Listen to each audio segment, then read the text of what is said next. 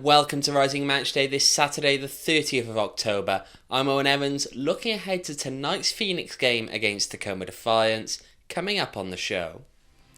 With just one game left in the regular season, how is the squad adjusting to the postseason mindset?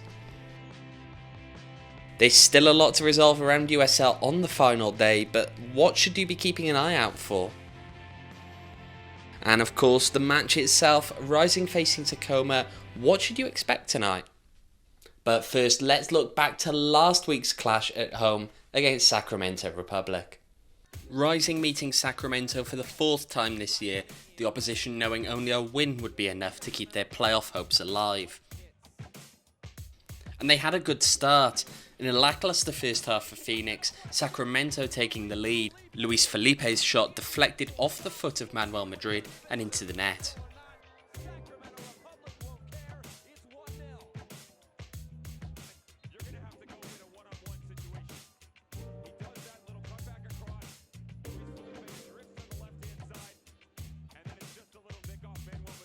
It had taken till late for the hosts to find their equaliser. Aidan Quinn's free kick played to the far post, Kevin Lambert there to knock it across goal, where Republic defender Nabalai Kibanguchi turns it into his own net.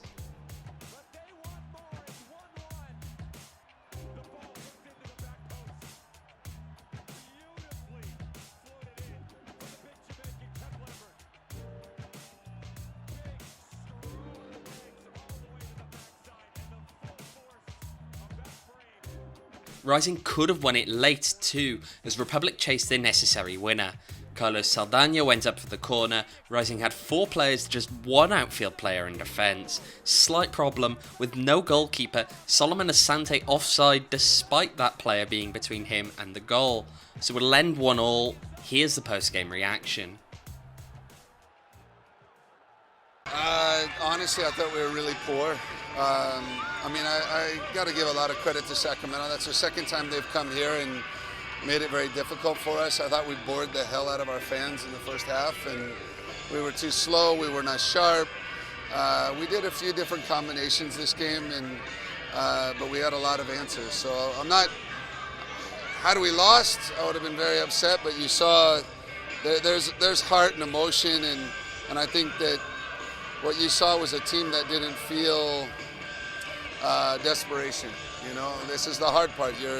When you clinch your division and things are going really well for you, you kind of forget what it feels like to be desperate and to have to win a game. So I think the last 20 minutes, God, we must have had 4 or 5 handballs, and our touch in the box wasn't very good, but we probably deserved a little more. But at the end of the day, I think 1-1 is, we have to take it. Just like I think we lacked intensity. As I said before, we didn't start the game as fast as we wanted to. So we were trying to figure out what was going wrong and stuff like that, but it didn't have anything to do with the tactics, as coach told us at halftime. It had nothing to do with tactics. It's just our hard work and intensity and everything but the tactics. So I think we were lacking a little bit of that, and we showed it in the second half, and we pulled back one.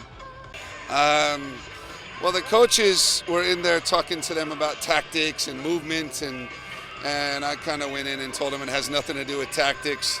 It has everything to do with fight and desire and heart, emotion, and we shouldn't have to tell you guys what to do, where to run, and how to play. But what I was very disappointed with is it just looked like they wanted to win more than we did, and that's never been the case here. Well, yet another game there where Rising found a result-changing goal late, but what kind of confidence does that ability give the coaching staff going into the playoffs? I was doing some work last night on kind of looking at all the goals that we've scored and how we've scored them, and you're right, there's a lot of goals after the 60th minute that have made a big difference for us. So when the team has that kind of commitment and passion, and the thing that we have to expect, and I told our staff, is the subbing patterns, we have to be smart about it. In the middle of the season, you can sub 4 guys before the 65th minute or 70th minute and try to change the way the game is going. But in the playoffs, if you're down 1-0 and you make a sub in the 60th minute, and then you get the goal in the 90th minute, you can't really switch back to a defensive mentality. So if you bring a center back off for an attacking player to get the equalizer, you better have a plan for overtime, because that's what happens in the playoffs. And so I think that was part of this last weekend, was waiting longer to make decisions and being prepared to handle that that challenge. Rising sealed its spot at the top of the division a few weeks ago. The club will make its 5th straight playoff appearance in a week's time. But what does it mean to Rick to see the club establish such a winning identity? And I think that not only just a winning identity, I think it's a clear identity about how we want to play. If you ask all the coaches around the league, I would hope that they would say that, who we are and what we represent. And I think that's more important to me as a coach and as a manager, that there's a clear identity in the club about a personality and a style. And the results have been because of that, because everyone knows what's expected, and that makes it a lot easier. If you ask managers at the beginning of the season, based on the players they have, they try to develop their system or style. And here at Phoenix Rising, I think we know who we are and what we want, so we find players that fit our system and style. And I would like to say, like a Jurgen Klopp or a Pep, like they have an identity. And I'd like to say that that's kind of what I'm developing, but I'm fairly new at this, and it takes a long time. I'm not comparing myself to those guys, please. Don't. Of course, the regular season not over yet. How do you make sure that the players focus on today's game when all the talk is about a week's time?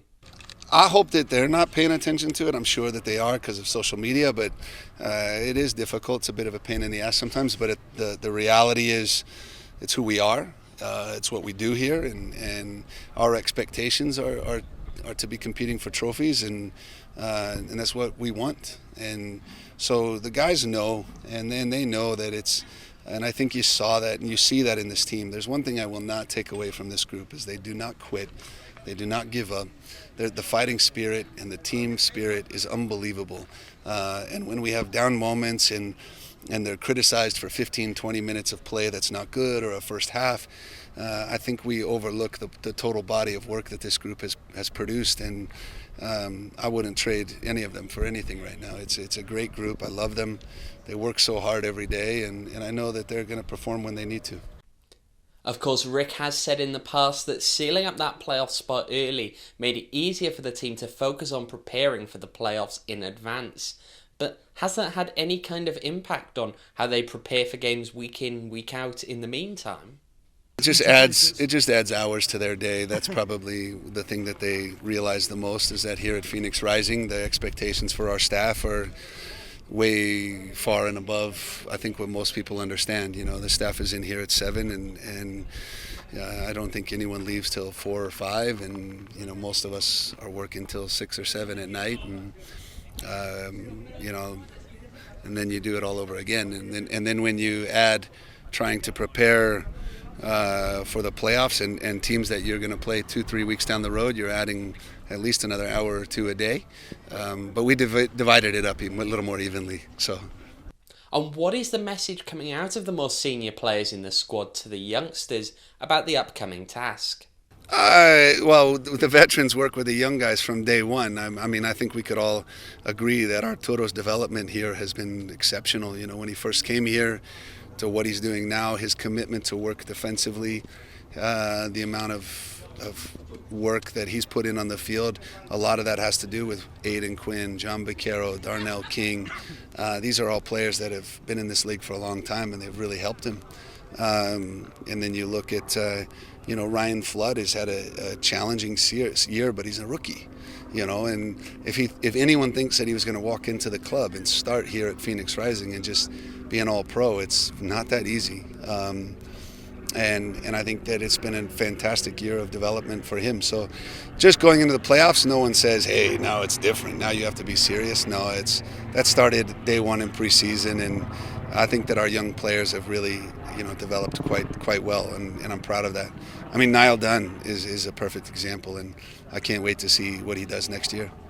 Just that we talked a lot about now is the time that it's really survival mode. You have to play every game like it could be your last, like you're playing for a contract, like you're playing for your bonus, because this is the moment that everyone remembers. You can have a great season, and then if you bow out in early round in the playoffs, people won't remember you. People remember the people who win trophies. So this club is known for winning trophies, and we're still chasing the big one, and that's our main focus right now. But it's 1 week at a time, and we go starting this week at Tacoma, and then we focus on the first round of playoffs after that. Well, Rising might have its spot sealed, but around the league there's still quite a bit to play for. Let's have a look at what's been going on over the last week and what exactly that's set up.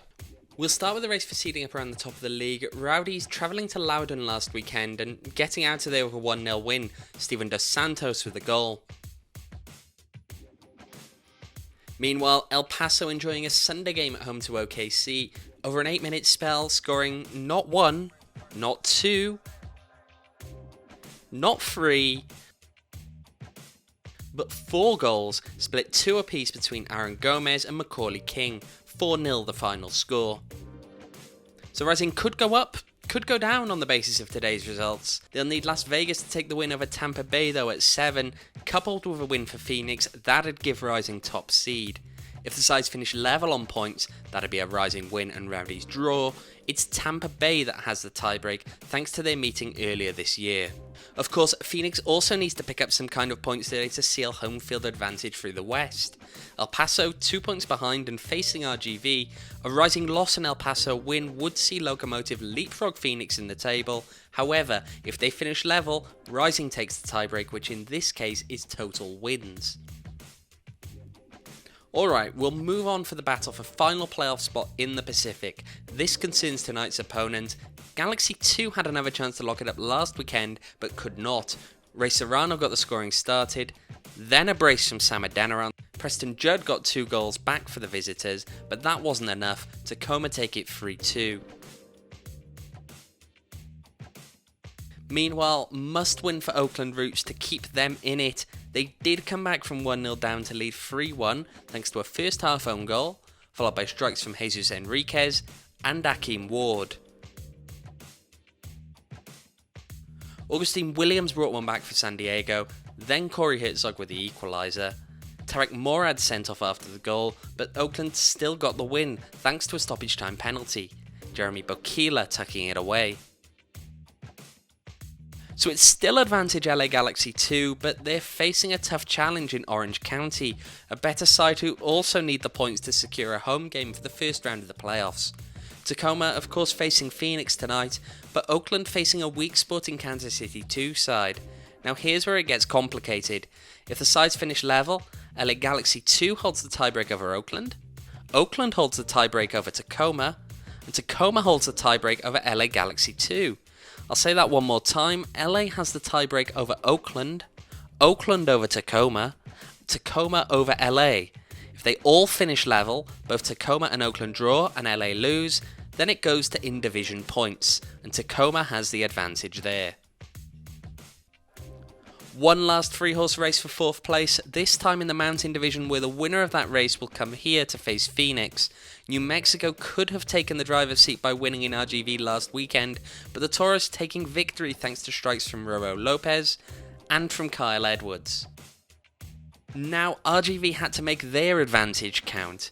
After a couple of first half goals cancelled each other out, up stepped Jonas Fjällberg to help RGV retake the lead. Before Lopez added a second to their lead, they'd win it 3-1 over Real Monarchs in midweek. So advantage RGV, on paper that is. They do face the toughest opponent tonight, but if they can win at home, they'll be in. It's as simple as that. Austin needs a win and the other 2 teams in contention to lose to make it in. They're facing Charlotte, who also need the points to seal home field in the first round. Tiebreaks, of course. RGV does hold the tiebreak over New Mexico thanks to their head-to-head record this year, but as mentioned, if it comes down to RGV and Austin, then Bold will make it in.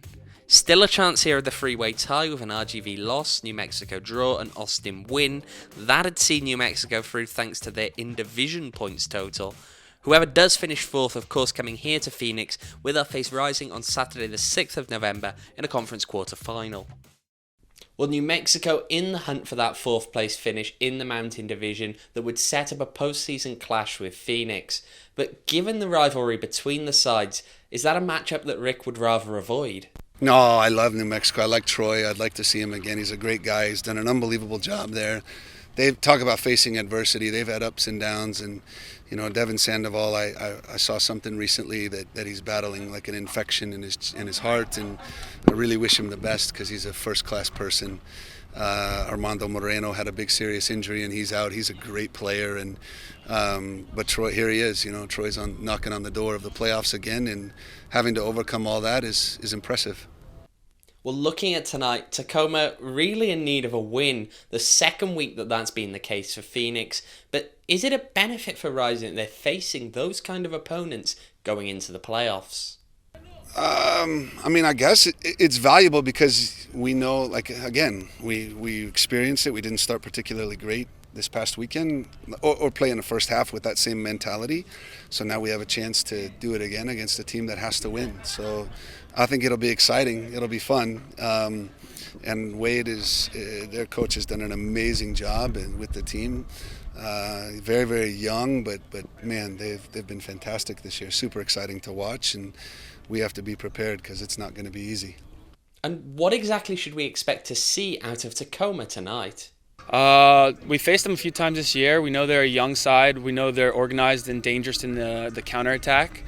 So we look for the same things, and we look to defensively organize early and stop their counterattacks, and then offensively. We know that they play a 3-back system mostly, so we want to kind of stretch their 3 center backs and see if we can find gaps in between there. Well, that's all we have time for this morning. Tonight's game, a 7:30 p.m. kickoff at Wild Horse Pass. Enjoy the match. Goodbye.